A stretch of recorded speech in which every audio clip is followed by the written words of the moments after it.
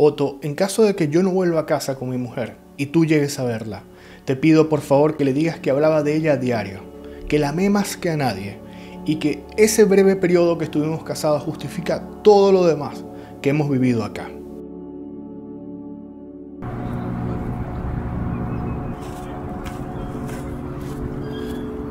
Yo creo que todos alguna vez en la vida nos hemos preguntado qué tan decisiva es el azar, o más bien, ¿atraemos las cosas a nuestra vida? ¿Son nuestras decisiones las que nos van llevando? ¿O es el destino? ¿Estamos predestinados a eso? Hace poco estaba caminando como todos los días y estaba escuchando un audiolibro que se llama El hombre en busca del sentido. Un libro famosísimo de Viktor Frankl, un psiquiatra que estuvo en los campos de concentración. Y él en ese libro hacía el análisis de la persona que está en ese confinamiento, pero desde el punto de vista del psiquiatra precisamente, y también en lo que es la búsqueda del propósito. ¿Qué tan importante es para nosotros tener un propósito como para podernos mantener motivados? ¿Qué tanto nos alimenta saber qué va a pasar el día de mañana?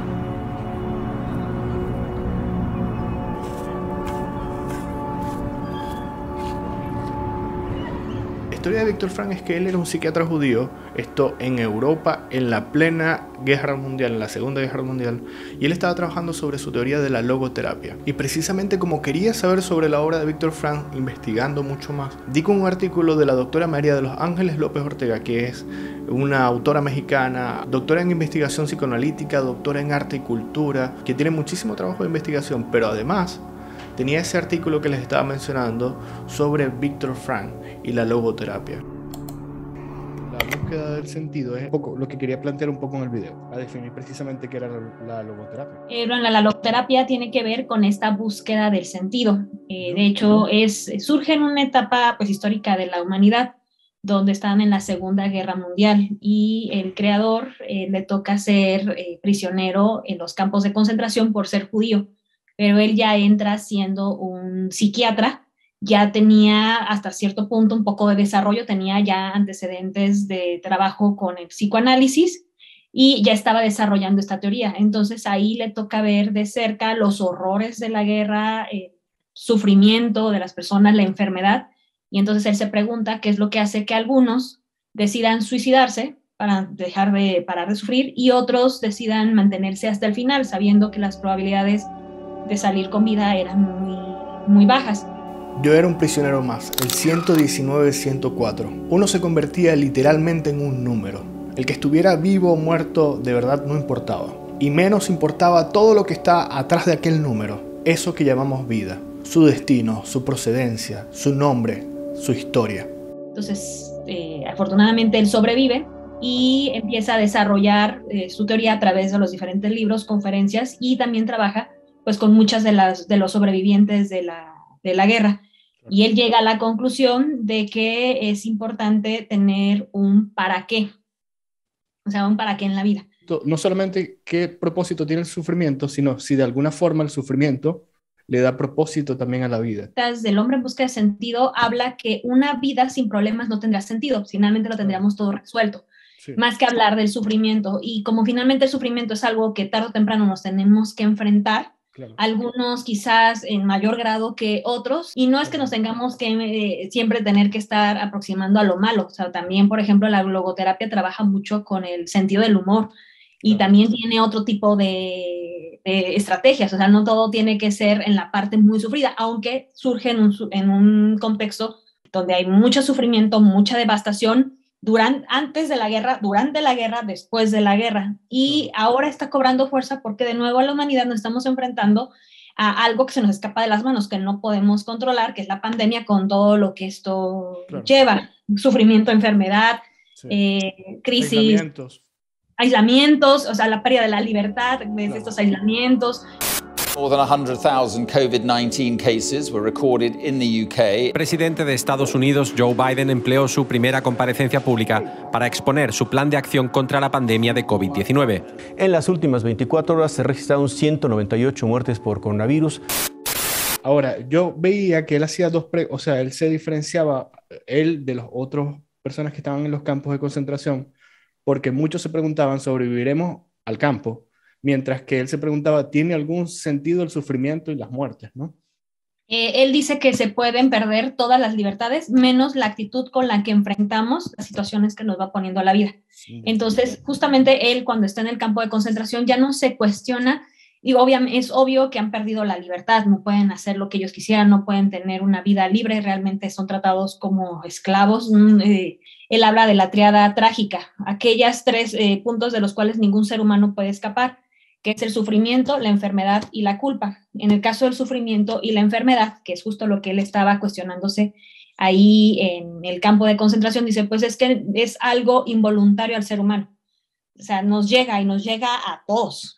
Que después de eso también es como él desarrolla los valores que le dan sentido a la vida, que ese es otro de los puntos, que tiene que ver con los valores del dar, del recibir y de justamente darle sentido a estos como al abstracto que viene siendo el sufrimiento, la enfermedad, la culpa, la muerte, entre muchas otras. Entonces, hay muchísimos ejemplos que él pone de atención a personas que no es que estuvieran enfermas mentales o que tuvieran realmente un trastorno, sino habla justamente de estas crisis. De hecho, tiene otro libro que se llama El vacío existencial. Sí. Habla de estas crisis que tienen que ver con lo espiritual y esto es justamente lo que va a abordar la logoterapia. Debo decir que visto de esta forma, la obra de Víctor Frank me pareció incluso hasta con una aproximación al budismo. De hecho, me hizo pensar en la historia de cómo Siddhartha descubre el sufrimiento. Siddhartha, ese príncipe que se encontraba en su palacio, por primera vez sale de los muros y ve la vejez, ve la muerte, ve la pobreza. Y es así como él ve por primera vez el sufrimiento del mundo, eso de lo que estaba tan protegido. Y es ahí también cuando ves por primera vez una persona que se dedica al descubrimiento espiritual y él decide entregar su vida al conocimiento, a la meditación y cómo él logra llegar a Buda. Es por eso que me acerqué también a Gishi Yondo, quien es un Gishi. Un Gishi es un estudioso dentro del conocimiento budista, en su caso de la tradición Bon del budismo, que es la más antigua probablemente. Everyone we born here, there's a reason we call the karma or reason. Particularly as a human being, opportunity, very opportunity to do something not just good, greater. Because this human brain is very special than any other lives. Like on this planet, there's millions of different lives exist. Millions of billions, not just the amount, and different kind, like a different insect, different birds, different animals. The human life is very precious. There's 18 different qualities that this human body has, or brain, human brain. And don't waste this life just being meaningless of this life. Do something. First of all, to find who you are and what do you want to do in this life. Not because somebody else wants this or that, or because I obligation doing something for what you want to do in this life. At the end of your life, when you're dying, you say, think about it. You don't know what you have done. Or you wish you have done this. You regrets. So there's nothing regrets that you have at the end of the life when you're thinking back. Yes, I did everything I could. I'm happy what I have done or in my best ability. If you have no regrets, you are content. That's what you needed to do in first, like what do you want to do in the life? You mentioned about karma at the beginning, right? So right. How much karma have to do with my purpose, or how much is destiny, or how much is just the random thing of the universe that just want to me be here? Every karma meaning is cause and effect. If you create something positive, then it comes positive. If you create a negative, comes negative. This relatively karma is important, cause, the condition, all the things. But ultimately, karma is not that important. When you beyond the karma, that idea is become enlightenment. Is you are no longer depending the karma. Once you are beyond karma, then that's we call the enlightened state, or becoming Buddha or enlightenment. Pienso en 2 casos de suicidio frustrados en el campo. Ambos eran prisioneros que habían manifestado que ya no esperaban nada de la vida. Y en ambos casos se les hizo comprender que todavía se esperaba algo de ellos. En el primero era un hijo que se encontraba en el extranjero. En el segundo era una cosa más bien, su obra. Era un científico que comenzaba a publicar su obra pero estaba inconclusa. Nadie más podía terminar la obra de ese hombre, así como nadie podía reemplazar el amor de aquel hijo. Es la unicidad que diferencia a cada uno de los individuos, lo que además le da su propio significado. Y al conocer el porqué de su existencia, lo llevará a soportar casi cualquier cómo.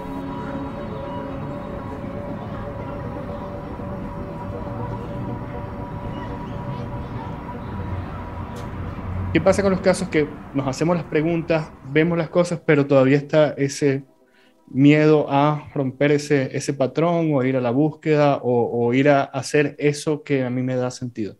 Creo que es muy válido que haya miedo en las personas. Y además el miedo también tiene su razón de ser. Es una emoción finalmente que nos está dando información de nosotros mismos. Y creo que también hay veces que hay que hacernos caso. Le haríamos ver las cosas que se está perdiendo por estar paralizado y no tomar una decisión. Y cómo realmente lo que se estaría haciendo sería prolongar el sufrimiento.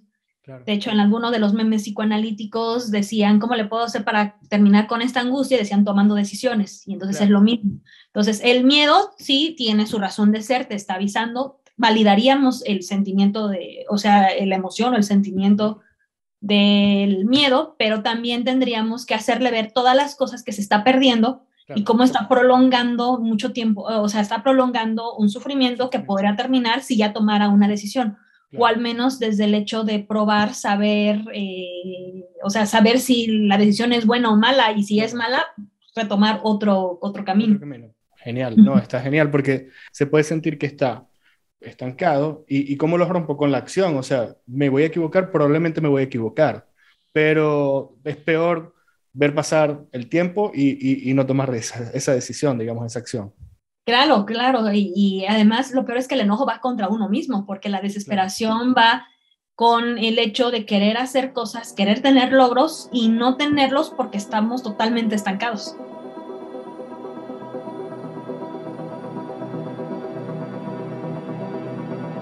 First, gratitude to say that I have human life. And then, number 1, and number 2, what can you do is, as I said, with this intention to what I want to do is like, first, I want to do my best of ability to do something. Yeah. So what you can do is asking yourself, what do you have ability? So you cannot compare, because somebody can do this, I cannot. It's what do you have ability is you ask yourself, and then that you're going to do it to succeed or whatever you want accomplishing. Yeah. And that's the important. That's how, and step by step. Then that's why you go, and then who you are is a big question. Who you are.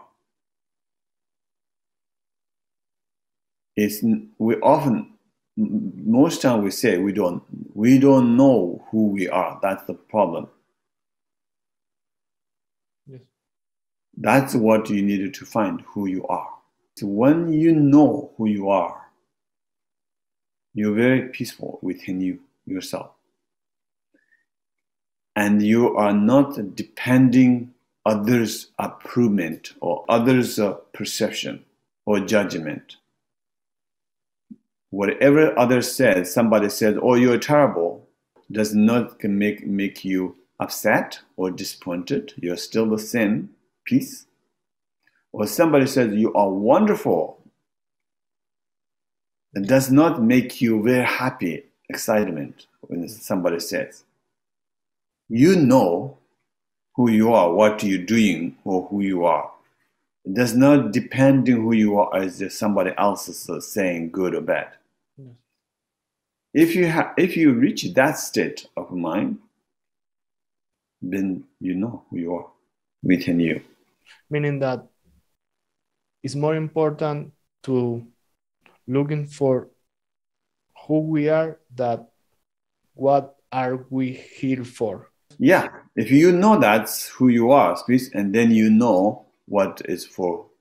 Often when we don't know who we are, we depend on someone, compare others, and depend on others' approval. Yes. Anyway, that's what my understanding of who we are. One way easy to explanation to you is to find that within you. Find within you, not outside.